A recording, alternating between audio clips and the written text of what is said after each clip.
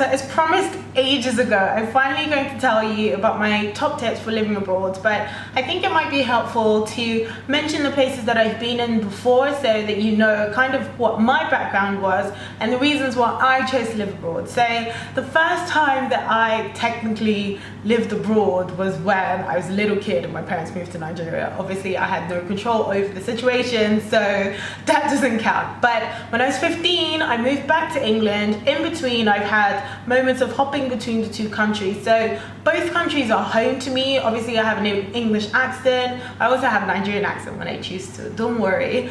But my first experience of probably living abroad was when, I think it was 3 years ago, when I moved to Paris after law school. No, it was 2 years ago after law school. So that was for 3 months, and it was almost like dipping my toes in the international waters because I'd never lived abroad before. I'd never been to Paris before, so it was literally taking a leap of faith. But I wasn't too worried because I'd done my research and I knew the options that were available to me. And luckily, I had some spare change that meant I could live comfortably for 3 months. And all I did to supplement my income was work as a babysitter.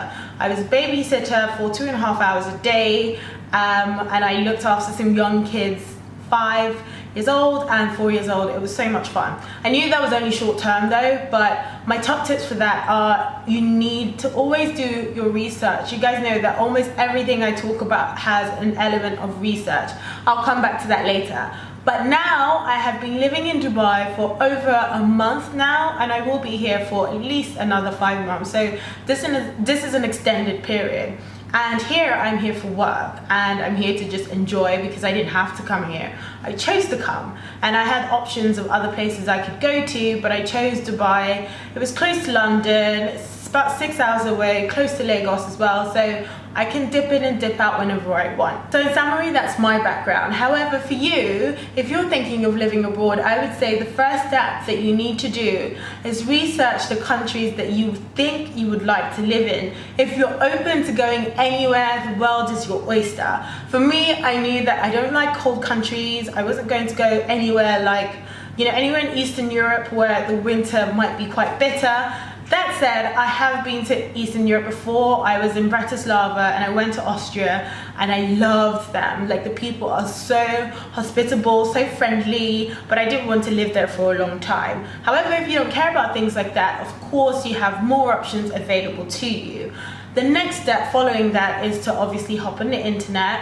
I would recommend websites like britishexpat.com and loads of expat forums where it's literally narrowed down by country. So when I was coming to Dubai, I was on the Dubai forum subsection of British expats, and I literally was reading through people's top tips because I know sometimes when you want to travel you don't have a job and you're just looking at the prospects that are available. So that's really good for sourcing opportunities. And even before I came here to Dubai, a few years ago, I thought I was going to move to America. This was just after university. I really wanted to live in America for at least a year. America had always been a dream of mine. What I did while I was still in London, I think I was about 19 or so, I hopped on the internet and I discovered that there are a number of opportunities for you to work abroad. Sometimes it's combined with a study abroad program. That's a lot easier to do, and I'm sure if you're watching this video you know that that option is available to you already.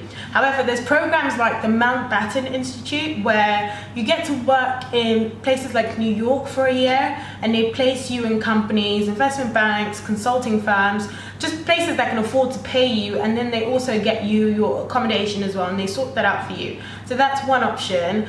And for Canada, there were similar things as well. So in Canada, you could work on the ski slopes, they would provide your accommodation, and then you get to experience the town as well on your off days. This is an option for people who don't have a huge stash of money available to, live. I will warn you, however, that some of these organizations don't pay you very much. I don't know how much. I think Mountbatten paid okay, but don't think you're going to be living the high life. So just manage your expectations and do your research and really think, is this something that you think you could do?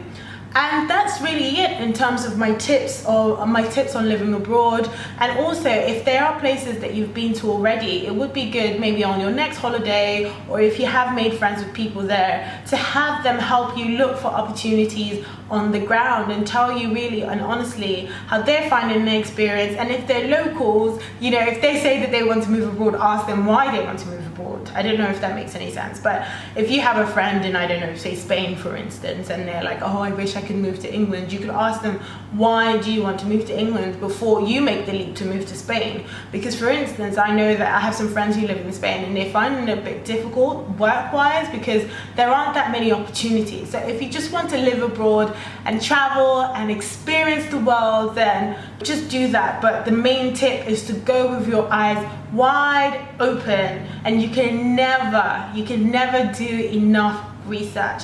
So those are my top tips. I think I would do a how to survive when you're living abroad tip, and just use that based on my experiences, especially in Paris. I mean, in Dubai I'm quite comfortable, but in Paris I went with literally a few €1,000, and that might sound like a lot of money. Trust me, it was not, because obviously you have to pay rent. Luckily I didn't have to pay rent, but if you think about those things, you need quite a bit of money if you're going to move abroad. But that's my preliminary video on my tips for living abroad. And like I said, the main thing is to do your research. Any questions, just let me know down below, and yeah, I will see you in my next video. And also give me some video ideas. What do you want me to talk about next?